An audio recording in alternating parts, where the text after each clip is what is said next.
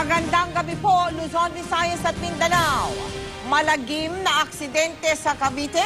3 miyembro ng Philippine Marines at isang sibilyan ang patay.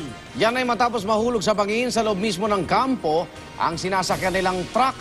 Mula sa Naik, Cavite, nakatutok live si Ivan Mayrina. Ivan. Mel, Igan, dito sa San Lorenzo Ruiz Hospital sa Naik, Cavite, dinala ang 4 na nasawi at nilapatan ng lunas ang 4 na nasaktan sa malagim na aksidente sa loob mismo ng kampo ng Philippine Marines sa Ternate, Cavite.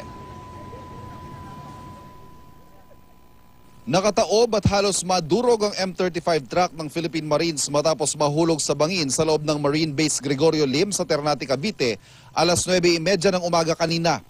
Pabalik na sa kampo ang truck sa kayang 9 na Marines at isang civilian employee matapos mamalengke sa bayan nang mawala ng kontrol habang papaliko sa kurbada at bumulusok sa bangin na may lalim na 40 talampakan. Sa paunang impormasyon, posibleng pumalya umano ang preno ng truck. Based on our initial investigation, sir, 6x6 natin, sir, nag-malfunction, sir. Kabilang sa mga namatay ang isang opisyal ng Marines, 2 enlisted personnel at isang civilian employee. Ligtas naman ang 6 na iba pa. Mukhang naipit sila eh. Mukhang massive ang nila. May punctured wound, may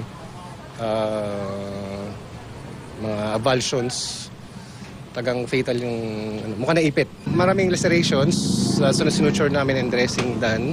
Tapos may mga suspected fractures na lagyan naman ng splint saka arm sling. Nangako naman ang pamunuan ng Marines sa bibigyan ng karampatang suporta mga biktima at kanilang mga naulila. Mel, Igan, yung 10 na mga nasawi ay dinala na sa isang funeral home sa Tanza, Cavite. Samantalang yung 4 sa 6 na nasaktan ay kinailangang ilipat sa Viluna Hospital dyan sa Quezon City. Mel? Maraming salamat sa iyo, Ivan Mayrina.